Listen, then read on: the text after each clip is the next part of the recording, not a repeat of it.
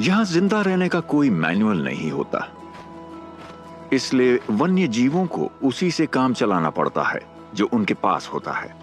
अपने मैं कर सकता हूं वाले रवैये पर भरोसा करते हुए ये जुगाड़ू पिता अपने परिवार को पालने की चुनौती का सामना करने के लिए हैरान कर देने वाले हल ढूंढ लेते हैं।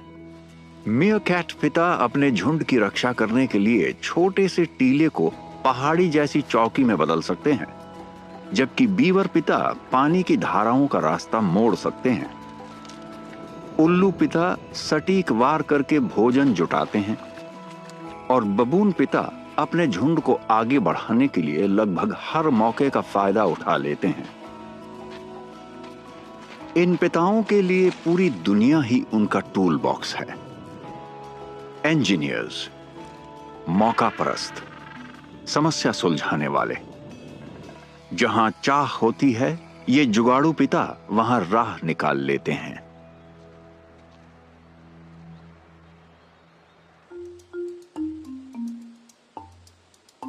दक्षिणी अफ्रीका में कालाहारी रेगिस्तान की तपती रेत के नीचे ठंडी सुरंगों के एक गुप्त नेटवर्क में एक नई जिंदगी आई है, वो भी डगमगाते हुए।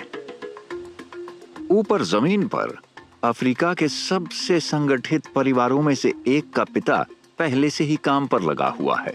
उसकी ड्यूटी सूरज निकलते ही शुरू हो गई थी। अपनी जानी पहचानी मुद्रा के साथ उसे किसी परिचय की जरूरत नहीं है।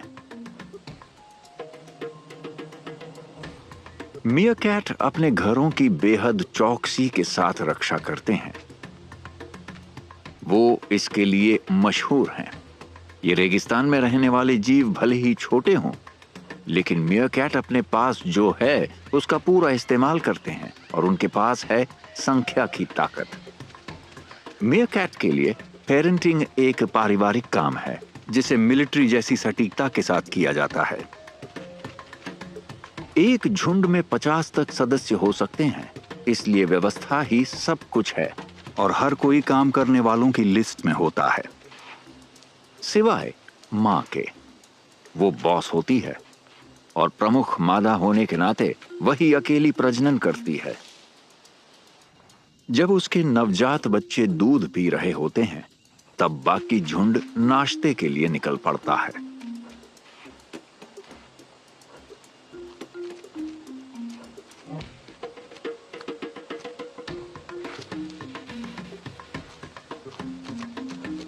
जहां तक प्रमुख नर यानी पिता का सवाल है, उसकी निगरानी जारी रहती है। उसकी तेज नजरें हर दिशा में देखती रहती हैं। इस छोटे बच्चे को अंदाजा भी नहीं है कि उसकी छोटी सी दुनिया को सुरक्षित रखने में कितनी समझदारी लगती है। पिता की एक तेज चीख पूरे समूह को पीछे हटने का संकेत देती है। ये एक असरदार सुरक्षा अलार्म है।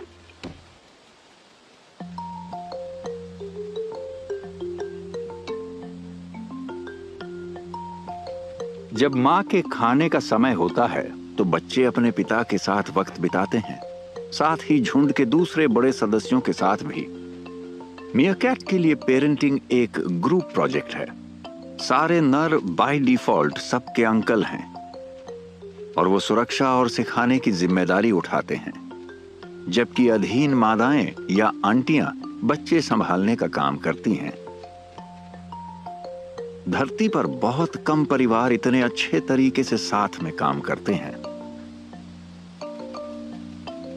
जल्द ही बच्चे झुंड के साथ दौड़ने लगते हैं और रेगिस्तान में जीने की कला सीखते हैं,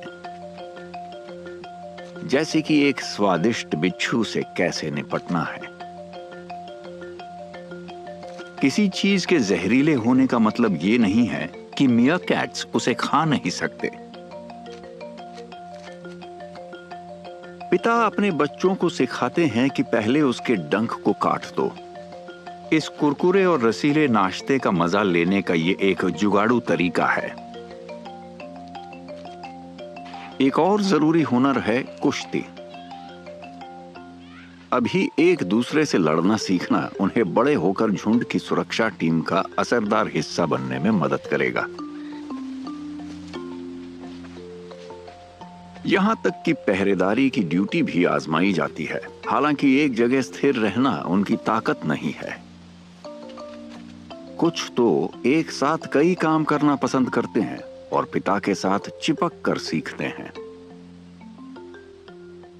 जल्द ही उसके बढ़ते हुए शागिर्दों के लिए असली काम आ जाता है। उनके छोटे पंजे परिवार के बचे रहने का राज सीखते हैं कि कैसे मीलों लंबी रेत और मिट्टी को जमीन के नीचे बने ठंडे घरों में बदला जाए। बड़े नर बच्चों को सिखाते हैं कि कैसे खोदना है और फिर थोड़ा और खोदना है।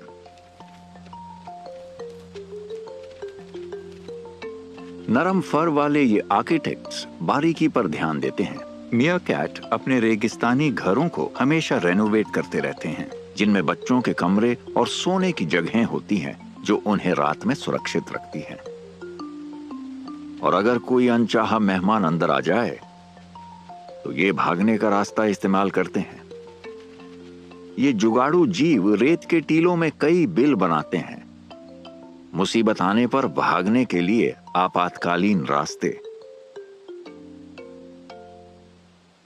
और यहां मुसीबत हमेशा आसपास ही होती है।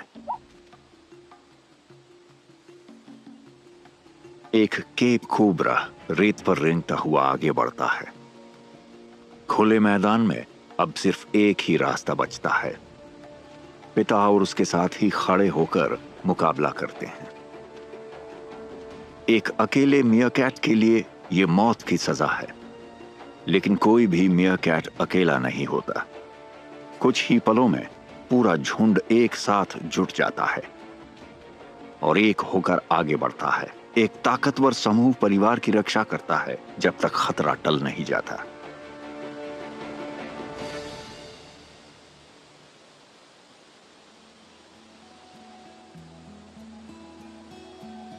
यहां इन टीलों पर यह परिवार साबित करता है कि धरती के सबसे कठिन इलाकों में भी थोड़ी समझदारी से जीना मुमकिन है।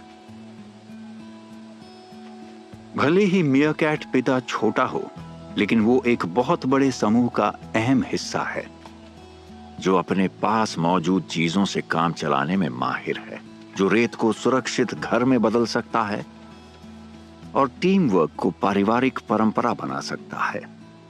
झुंड की मदद से ये पिता ये सुनिश्चित करते हैं कि छोटे छोटे पंजे रेगिस्तान पर बड़े निशान छोड़ते रहें।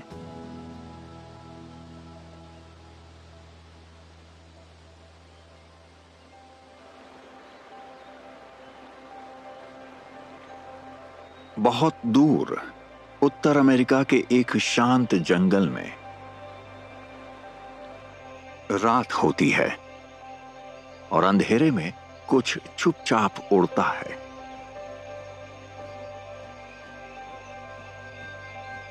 एक बिल्कुल अलग तरह का पिता काम पर है, शांत, खतरनाक और उतना ही जुगाड़ू।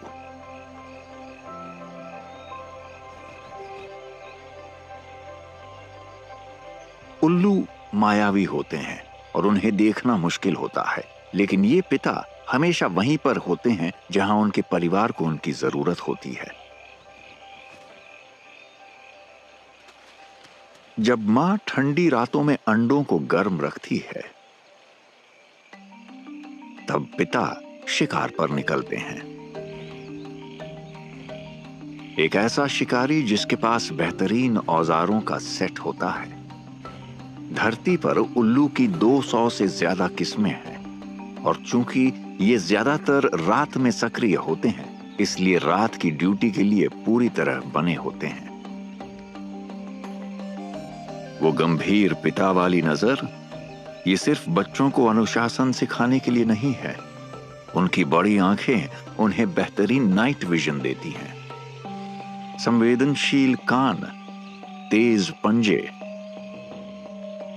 और ऐसे पंख जो बिना आवाज के फड़फड़ाते हैं उसे जंगल का खतरनाक शिकारी बना देते हैं। आज रात ये बफी फिश उल्लू पानी के पास इंतजार कर रहा है, अपने खास शिकार के तरीके का इस्तेमाल करने के लिए तैयार। बैठो और झपटो। उसे कुछ नजर आता है। पलक झपकते ही वो झपट्टा मारता है। मछली के पास बचने का कोई मौका नहीं था। लेकिन ये सिर्फ कुशलता और गंभीर चेहरे की बात नहीं है। उसका शिकार उसके पंजे में फंस गया है।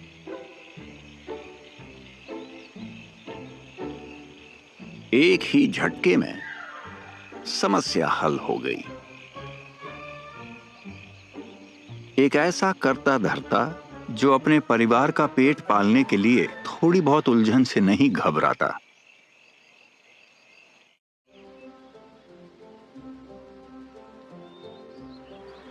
उल्लू पिता असली को पेरेंट होते हैं। वो सिर्फ शिकार ही नहीं करते, बल्कि बेबी सिटर भी बनते हैं। ये ग्रेट हॉर्न्ड उल्लू पिता अपने बच्चों की रक्षा करता है जब मां थोड़ा आराम करती है। सख्त चेहरा, उठे हुए पंखनुमा सींग, बिल्कुल स्थिर खड़ा, किसी भी बेवकूफ को दूर रखने के लिए तैयार जो पास आने की कोशिश करे। उल्लू कम संसाधनों में ज्यादा काम करने में माहिर होते हैं।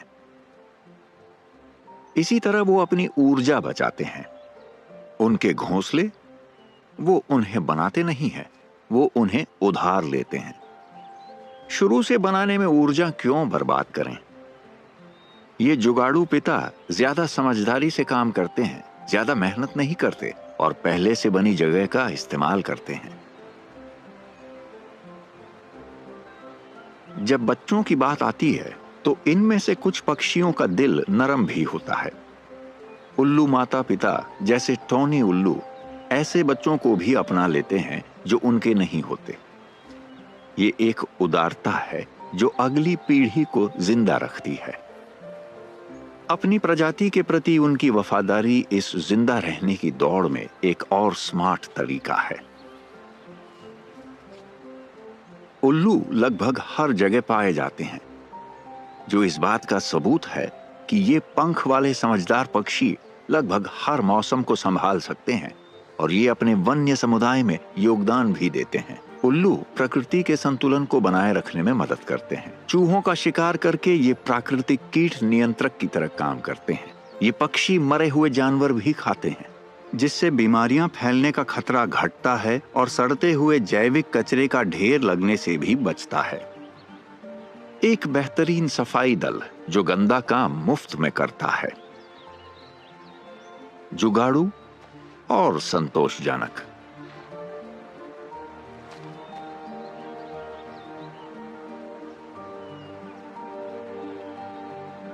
दस हफ्तों की उम्र तक ग्रेट हॉर्न्ड उल्लू के बच्चे उड़ने लगते हैं, लेकिन परिवार साथ रहता है। उनके देखभाल करने वाले माता पिता उन्हें घोंसला छोड़ने के बाद भी लंबे वक्त तक खिलाते हैं। ये धैर्यवान शिक्षक अपने छात्रों को देखने और सीखने के लिए भरपूर वक्त देते हैं। सटीकता, स्थिरता और सही मात्रा में संयम। जैसे जैसे मौसम बदलता है, ये डेडिकेटेड डैड्स साथ बने रहते हैं। अगले पतझड़ तक ही बच्चे पूरी तरह आजाद हो जाएंगे।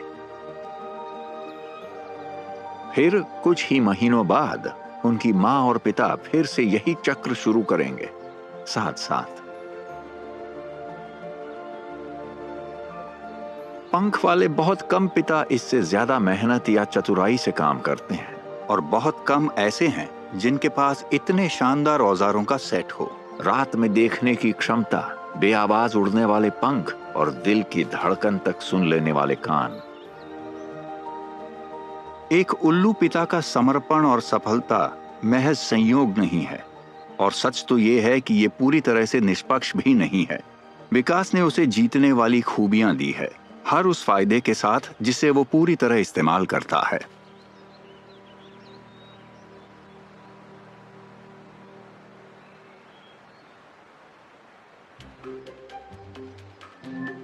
उत्तर अमेरिका की नदियां एक और जुगाड़ू पिता का घर है, बीवर। ये मेहनती चूहे प्राकृतिक इंजीनियरों जैसे होते हैं जो अपने मजबूत पंजों और सामने के मजबूत दांतों की मदद से लकड़ी के घर बना सकते हैं। इस पानी से प्यार करने वाले जीव के लिए बांध बनाना उसके बच्चों को शिकारियों से और तेज बहाव से सुरक्षित रखने का सबसे अच्छा तरीका है। बीवर के बच्चों को किट्स कहा जाता है और ये पिता 3 बच्चों का नया पिता है। उनके आरामदायक घर के अंदर जगह कम है, लेकिन प्यार बहुत है। बच्चे शुरुआत में मां के दूध पर निर्भर रहते हैं, लेकिन कुछ हफ्तों बाद ये फर्नीचर चबाने लगते हैं। अच्छी बात यह है कि उनके पिता मरम्मत के उस्ताद हैं, एक असली कारीगर, घर को ठीक करने का बादशाह। मिस्टर बीवर पूरी तरह से एक पारिवारिक व्यक्ति की तरह है। वो और उसका साथी मिलकर बच्चों को पालते हैं और एक खुशहाल घर चलाते हैं जिसमें बड़े बच्चे भी शामिल हो सकते हैं इनके नए छोटे किट्स के साथ। ये एक व्यस्त परिवार है जो शांतिपूर्ण सहयोग से बना है और बहुत सारी कुतरी हुई लकड़ियों पर टिका है। और ऐसा कोई पेड़ नहीं जिसे वो अपने प्यार के लिए गिरा न सके।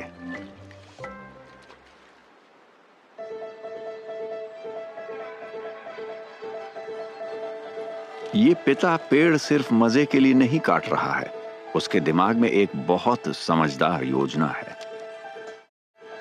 बीवर्स अपने घर के चारों तरफ एक सुरक्षित उथला तालाब बनाने के लिए बांध बनाते हैं ताकि उनका लॉज उसमें सुरक्षित रह सके।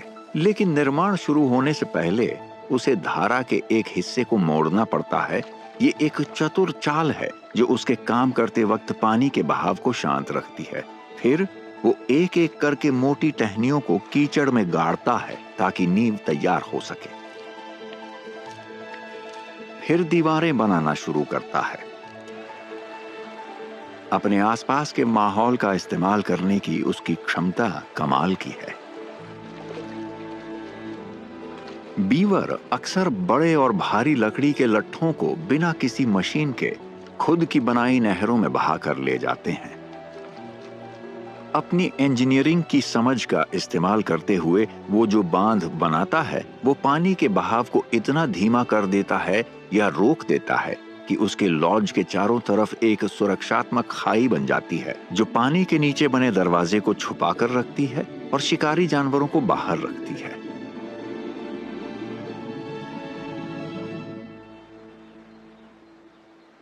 पानी के पास रहने का मतलब है तैराकी सीखना जरूरी है। एक हल्के धक्के के साथ बच्चे उसके बनाए पानी के नीचे के रास्ते से बाहर फिसल जाते हैं। पिता पास ही रहता है ताकि सहारा दे सके।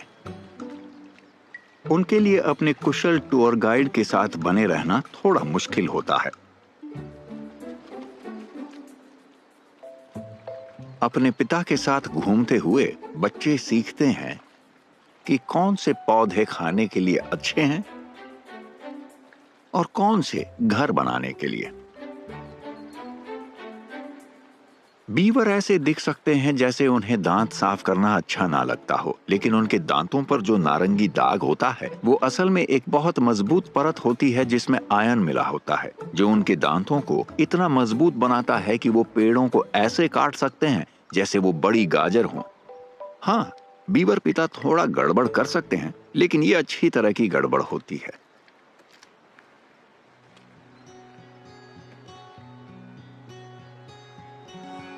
उनके बांध मिट्टी को रोकते हैं जिससे आसपास के पानी के रास्ते साफ रहते हैं। उनके तालाब मछलियों, मेढकों और दूसरे छोटे जीवों के लिए सुरक्षित जगह बन जाते हैं। बीवर सिर्फ घर नहीं बनाते, वो पूरे इकोसिस्टम बनाते हैं।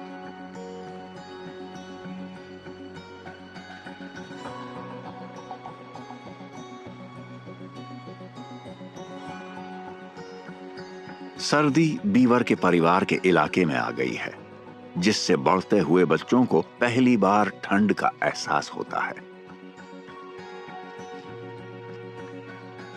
जब आपका घर पानी से घिरा होता है तो जब पानी बर्फ बनता है तब समस्या हो सकती है। लेकिन ये जुगाड़ू पिता परेशान नहीं होता क्योंकि ये सर्दियों की तैयारी करने में माहिर है। ये ध्यान से अपने पानी के नीचे वाले भंडार में टहनियां और छाल जमा करता है ताकि जब तालाब जम जाए तो खाना बस दरवाजे से थोड़ी ही दूर तक तैर कर मिल जाए। पूरे साल बीवर पिता कई भूमिकाएं निभाते हैं, जैसे बिल्डर्स, टीचर्स और खाने का इंतजाम करने वाले। हां, ये कभी कभी पेड़ों को नुकसान पहुंचाते हैं, लेकिन इन फर वाले इंजीनियरों के काम से उनके आसपास की दुनिया को बहुत फायदा होता है। एक बीवर पिता सिर्फ अपने बच्चों को नहीं पालता, वो पेरेंटिंग के स्तर को ऊंचा उठाता है। ये साबित करता है कि एक मजबूत और अपना काम खुद करो वाली सोच ही एक खुशहाल परिवार के लिए काफी है।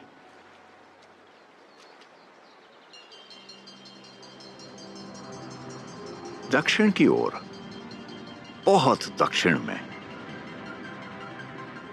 एंटार्कटिक पेनिनसुला के पास तेज हवाओं वाले द्वीपों पर जहां चट्टानें बर्फ से मिलती हैं, यही वो जगह है जहां एक और तरह के पिता जेंटू पेंगुइन अपनी ठंडी गर्मियों में पिता बनने की तैयारी करते हैं। जेंटू पिता के पास यहां ज्यादा संसाधन नहीं होते, इसलिए वो रचनात्मक बनते हैं। पहला रिसोर्स है उनकी आवाज, एक मखमली सा प्रेम गीत। खैर, शायद ये एक तेज आवाज वाली पुकार है। अगर आपको अपनी बात कहनी है तो फुल आवाज में क्यों न कहें। लगता है ये काम कर गया, लेकिन अभी सब तय नहीं हुआ है। यहां बर्फीले तूफानों और शिकारी जानवरों के बीच मादा जेंटू अपने साथी को आसानी से नहीं चुनती। चुना गया साथी उसका मुख्य सहारा होगा, कभी कभी पूरी जिंदगी के लिए। इसलिए वो तभी स्वीकार करेगी जब वो सच में काबिल साबित हो। सिर्फ अच्छा गायक होना काफी नहीं है। इसलिए ये कुंवारे अब दूसरे रिसोर्स की तरफ जाते हैं, तोहफे। यहां गुलाब नहीं होते, लेकिन पत्थर बहुत होते हैं। ये हीरे नहीं हो सकते, लेकिन मादा जेंटू के लिए इनकी कीमत अनमोल होती है। पत्थर दर पत्थर वो अपनी साथी के लिए सबसे अच्छे पत्थर चुनता है। अपनी काबिलियत साबित करने के बाद ये नया जोड़ा मिलकर अपना घर पूरा करता है। और जेंटू की दुनिया में इसका मतलब है, चौंकना मत, उन्हें और पत्थरों की जरूरत है। जैसे ही उनका आरामदायक पत्थरों का घोंसला तैयार हो जाता है, मादाएं अंडे देने के लिए बैठ जाती हैं।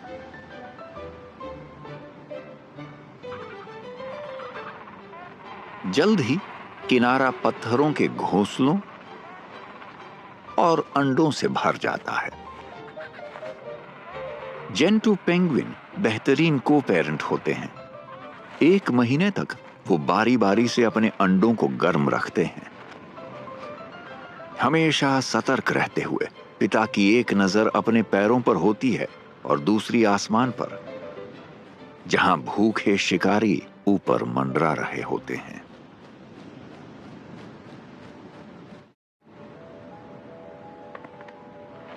आखिरकार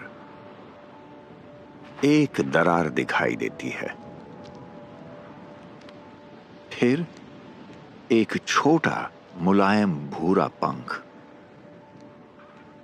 पहला बच्चा।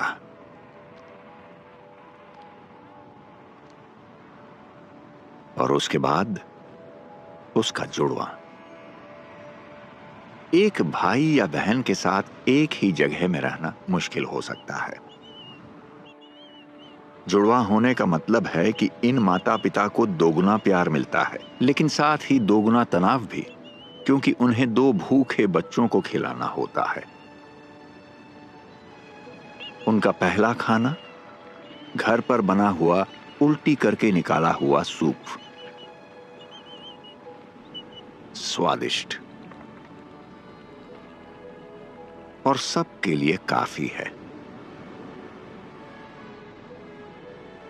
जेंटू माता पिता को अपने बच्चों को जल्दी मोटा करना पड़ता है, क्योंकि सर्दी जल्दी आने वाली है। एक खाना लाने के लिए गोता लगाता है, जबकि दूसरा घर संभालता है। मौसम के खिलाफ एक तालमेल भरी दौड़। अच्छी बात यह है कि जब दौड़ की बात आती है तो कोई भी पेंगुइन इनसे बेहतर नहीं होता। जेंटू अपनी तरह के सबसे तेज होते हैं। पिता पानी में एक खास तरीके से तैरता है जिसे पोर्पोइसिंग कहा जाता है। ये एक चतुर तरीका है जिससे वो एक ही समय पर तेजी से आगे बढ़ सकते हैं और सांस ले सकते हैं। ये लगभग 36 किलोमीटर प्रति घंटे की रफ्तार तक पहुंच सकते हैं। ये एक बेहतरीन इंसानी तैराक से लगभग 5 गुना तेज है। मछलियों के अलावा ये तेज शिकारी क्रिल और स्क्विड का भी शिकार करते हैं। अपने आसपास इतने खाने के साथ ये पिता नहीं चाहते कि ये संसाधन बेकार जाए, इसलिए ये दिन में सैकड़ों बार गोता लगाते हैं ताकि उनका परिवार पूरी तरह संतुष्ट रहे।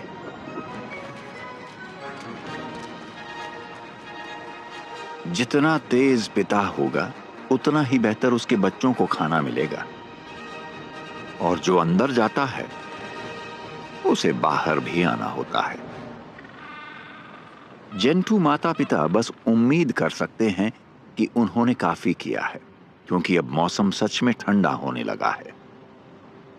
अचानक बर्फीला तूफान।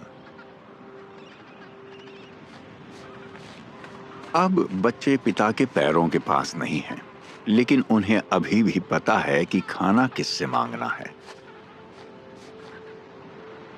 वो पेरेंटिंग से इतनी आसानी से नहीं बच सकता।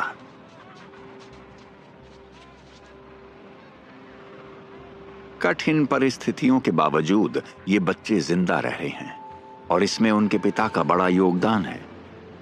एक जुगाड़ू रोमांटिक, एक शानदार तैराक, और जब जरूरत हो तब एक जबरदस्त रक्षक।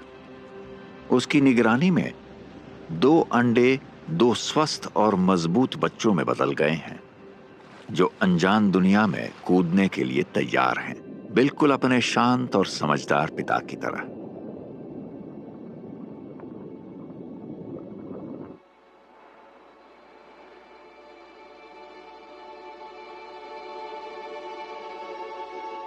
जानवरों की दुनिया में कई मशहूर पिता हैं, और ये उनमें से हैं जो दंत कथाओं के सितारे रहे हैं।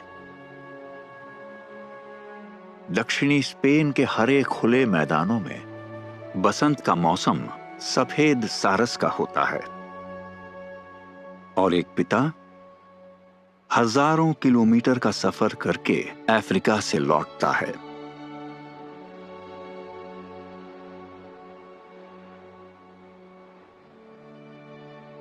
सदियों से सारस के यूरोप लौटने को अच्छी किस्मत का संकेत माना जाता था, और कई लोग मानते थे कि ये बच्चों को परिवारों तक पहुंचाते हैं। मगर सच में ये पिता सिर्फ अपने घर तक ही चीजें लाता है।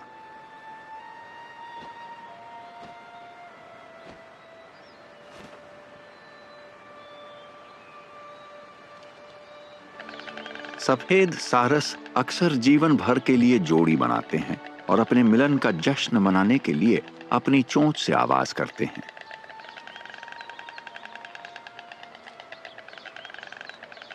प्यार का मौसम आ चुका है।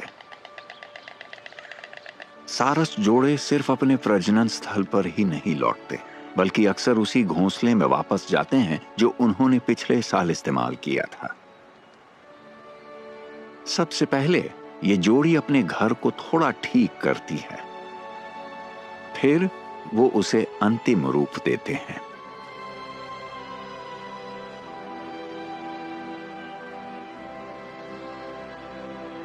उनकी मेहनत का इनाम है अंडे। सफेद सारस बेहतरीन पिता होते हैं क्योंकि वो हर जिम्मेदारी बांटते हैं। अंडों को गर्म रखना, सुरक्षा करना, खाना ढूंढना और यहां तक कि भूखे आने वाले चूजों के लिए तैयारी का काम भी आपस में बांट लेते हैं। ये चूजे खाने के मामले में ज्यादा चुनिंदा नहीं होते, लेकिन उल्टी करके निकाला हुआ कोई भी खाना उनका पसंदीदा होता है। दोनों माता पिता बच्चों को खिलाते हैं। जब एक घोंसले में लौटता है तो दूसरा निकल जाता है, बारी बारी से खाना लाने का काम करते हुए। जुगाड़ करने में माहिर पिता लगभग कहीं से भी खाना ढूंढ सकता है, सूखी झाड़ियों से लेकर हरे भरे खेतों तक। जब ये खाने की तलाश में होते हैं तो ये समझदार पिता कभी कभी गायों के पीछे चलते हैं या ट्रैक्टर के पीछे और जमीन से उठने वाले किसी भी खाने को पकड़ लेते हैं। अपने शाही अंदाज के बावजूद ये पक्षी ज्यादा घमंडी नहीं होते। जब खाना कम होता है तो सफेद सारस अपना स्टैंडर्ड नीचे कर लेते हैं। कूड़े के ढेर कभी कभी आसान खाने के लिए सबसे अच्छी जगह होते हैं। जो पिता सबसे कम नखरे करता है वही अक्सर सबसे आगे रहता है। उनकी ये आदत काम करती है। इस जोड़े के बच्चे तेजी से बढ़ रहे हैं। सफेद सारस के बच्चे लगभग 2 महीने तक अपने ऊंचे घोंसले में रहते हैं, फिर वो अपने परिवार और झुंड के साथ उड़ने लगते हैं। जल्द ही वो फिर दक्षिण की ओर जाएंगे। माता पिता रास्ता दिखाते हुए चलेंगे, उसी प्रवासी रास्ते पर जिस पर ये सारस हजारों सालों से उड़ते आए हैं। एक ऐसा पक्षी जिसे नई जिंदगी लाने के लिए जाना जाता है, उसकी असली ताकत उसी जिंदगी को बनाए रखने में है। एक सारस परिवार का पालन पोषण करने के लिए सावधानी पूर्वक मार्गदर्शन, बहुत ज्यादा टीम वर्क और किसी भी नुस्खे को आजमाने की इच्छा शक्ति जरूरी होती है। एक सारस पिता नखरे वाला नहीं होता, लेकिन वो व्यावहारिक होता है। जंगल में यही वो खास चीज है जो किसी प्रजाति को ऊंचाई पर बनाए रखती है।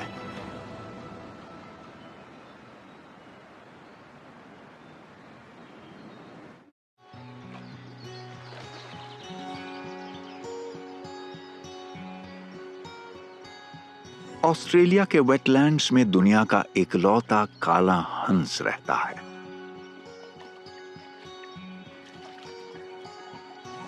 उनका रंग चाहे जो भी हो, सारस सबसे बड़े रोमांटिक होते हैं। वो एक ही साथी चुनते हैं और पूरी जिंदगी साथ रहते हैं। प्यार ही वो संसाधन है जो सच में लगातार कुछ न कुछ देता रहता है। और इस हंस पिता ने प्यार को एक जीतने वाली रणनीति बना दिया है। यहां थोड़ा सा सुधार, वहां हल्का सा धक्का, और फिर वो इस मौसम के घोंसले पर बैठ जाता है। सरकंडों और घास से बना एक सादा सा घर। ये 9 महीनों की एक लंबी यात्रा की शुरुआत है, लेकिन ऐसी जिसमें झील के किनारे का सुकून भरा नजारा है। ये मां और पिता बराबरी से घर चलाते हैं, पूरे तालमेल के साथ, अपने पास मौजूद हर चीज का समझदारी से इस्तेमाल करते हुए। काम के दौरान पिता अपनी लंबी गर्दन का फायदा उठाता है। बिना पंख उठाए वो एक बिखरी हुई सरकंडे की टहनी पकड़ लेता है जो घोंसले के लिए सही लगती है। ये मल्टीटास्किंग का बेहतरीन उदाहरण है। अंडों को सेते हुए और घर भी सुधारते हुए। और उसके पंख, वो भी एक कमाल के सर्वाइवल टूल हैं। एक काली ढाल जो ऑस्ट्रेलियन धूप में बैठते हुए गर्मी को सोख लेती है। और फिर एक दिन घास के बीच दो प्रेमी एक परिवार बन जाते हैं। सिग्नेट्स, चोंच वाले छोटे मुलायम गोले। काले हंस बहुत ही प्यार करने वाले माता पिता होते हैं, इसलिए स्वाभाविक है कि यहां बार बार प्यार जताने का वक्त होता है, और जो माँ और पिता करते हैं वही बच्चे भी करते हैं, या कम से कम कोशिश करते हैं। इस घोंसले में पिता की पीठ वेटलैंड्स की सबसे अच्छी सीट है। ये छोटा बच्चा भी अपनी बारी चाहता है, लेकिन उसके पिता की अलग योजना है। अब हंसों का स्कूल शुरू होने का वक्त है। पिता उन्हें धीरे से पानी के किनारे की ओर धकेलता है। जन्म से तैराक बच्चों को भी कभी कभी पानी में उतरने के लिए हल्के धक्के की जरूरत होती है। शांत और सुंदर पारिवारिक सैर भी बिना खतरे के नहीं होती।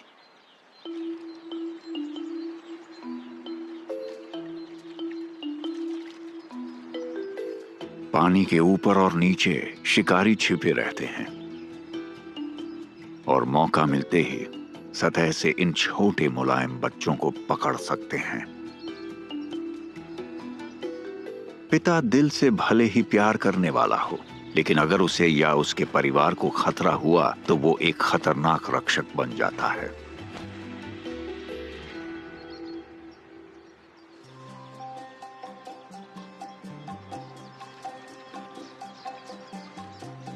बढ़ते हुए सिग्नेट्स अब अपने माता पिता की तरह दिखने और व्यवहार करने लगे हैं। जब पिता डक डाइव करता है तो ये भी उसकी नकल करते हैं। छींटे, चारों तरफ छींटे। 5 से 10 महीनों के बीच ये बच्चे आजाद हो जाते हैं। फिर जब ये बड़े हो जाते हैं तो अपना साथी ढूंढते हैं। फिर भी माँ और पिता कभी अकेले नहीं होते, वो जीवन भर साथ रहते हैं। 2 दिल, 4 पंख, अनगिनत धीरज, ये साबित करते हुए कि समर्पण एक सुंदर और असरदार तरीका है परिवार पालने का। एक ऐसे पिता के साथ जो सब कुछ करता है, उसने प्यार को ही एक संसाधन बना दिया है।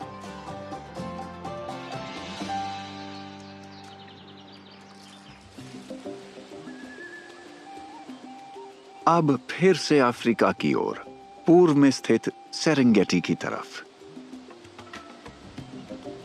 एक विशाल सवाना का इलाका जो कई तरह के जानवरों का घर है, जिनमें दुनिया के सबसे बड़े बंदरों में से एक ऑलिव बबून भी शामिल हैं। परिवार या झुंड अक्सर मैदानों में खाना ढूंढते हुए दिखाई देते हैं।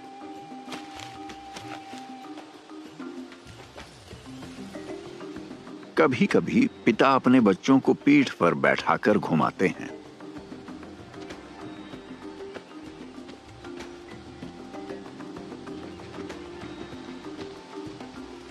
छोटी उम्र से ही ये बंदर जुगाड़ू होते हैं। ऑलिव बबून बहुत सामाजिक होते हैं। ये कई नर और मादाओं और उनके बच्चों के साथ स्थिर झुंड में रहते हैं। मादाएं आमतौर पर अपनी मां के झुंड में रहती हैं और उनका सामाजिक दर्जा उन्हें विरासत में मिलता है। नरों के लिए कहानी अलग होती है। सामाजिक सीढ़ी पर चढ़ने के लिए उन्हें जुगाड़ू बनना पड़ता है और अपनी जगह बनानी पड़ती है।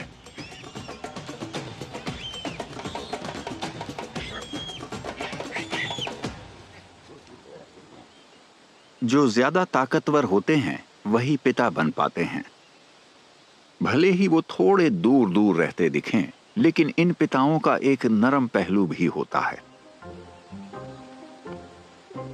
पिता के साथ समय बिताना और उन्हें प्रभावित करना हमेशा मजेदार होता है।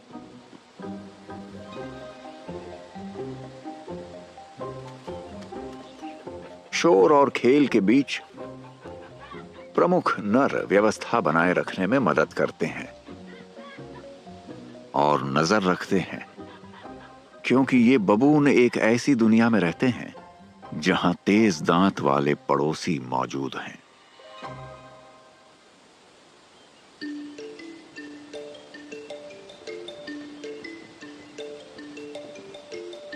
बबून जन्म से ही मौका परस्त होते हैं। खाने की बात हो तो ये लगभग कुछ भी खा लेते हैं। ये बंदर कई तरह के पौधे खाते हैं, जैसे घास और पत्ते। ये परिवार जैसे सलाद के कटोरे में बैठा है। हरी चीजें ठीक हैं, लेकिन ये बच्चा अभी भी दूध चाहता है। फल एक और पसंदीदा चीज है जो मौसम के साथ मिलती है। इस मरूला पेड़ पर बहुत फल लगे हैं। नीचे जमीन पर इस बच्चे को कुछ मेवे मिल गए हैं खाने के लिए। सर्वाहारी होने की वजह से बबून अपने खाने में प्रोटीन भी शामिल करते हैं।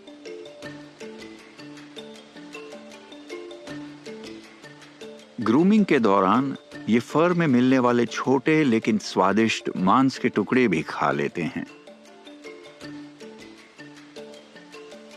खाने में ज्यादा नखरे न करने की आदत के अलावा बबून इतने जुगाड़ू हैं कि इन्होंने खाना ले जाने का तरीका भी निकाल लिया है।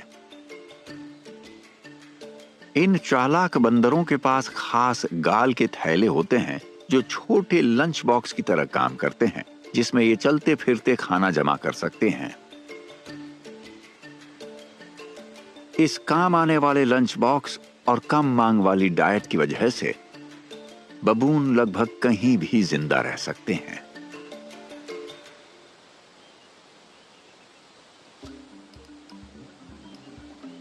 सेरेंगेटी में कई चट्टानी उभार होते हैं जिन्हें कॉपीज कहा जाता है, और ऑलिव बबून इन प्राकृतिक संसाधनों को बेकार नहीं जाने देते। ये झुंड के लिए किले की तरह होते हैं, जहां से पिता किसी भी घुसपैठिए पर नजर रख सकते हैं। ये एक सामुदायिक जगह भी होती है जहां ये मेल जोल करते हैं और एक दूसरे की सफाई करते हैं। ग्रूमिंग बबून की प्यार जताने की भाषा है। कॉपीज छोटे बच्चों के खेलने के लिए बहुत ही बेहतरीन प्लेग्राउंड होते हैं, जहां वो अपनी ऊर्जा खर्च कर सकते हैं। इनकी खड़ी चट्टानी ढलानें एक और सुरक्षा परत देती हैं, जो तेज पंजों वाले शिकारियों के लिए बहुत फिसलन भरी होती हैं।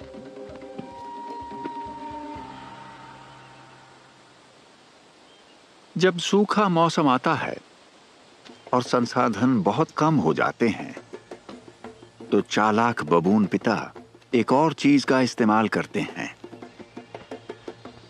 हाथी।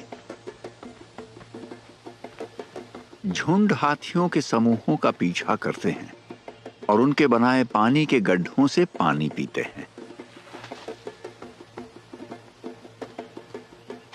और उनके गोबर में से भी कुछ खाने लायक चीजें ढूंढते हैं।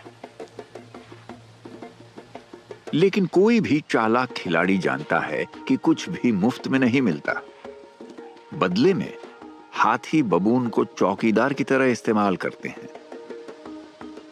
एक ऊंचे पेड़ से यह परिवार खतरे के पहले संकेत पर अलार्म बजा देता है और झुंड को चेतावनी दे देता है। ये एक अनोखी और आपसी फायदे वाली साझेदारी है।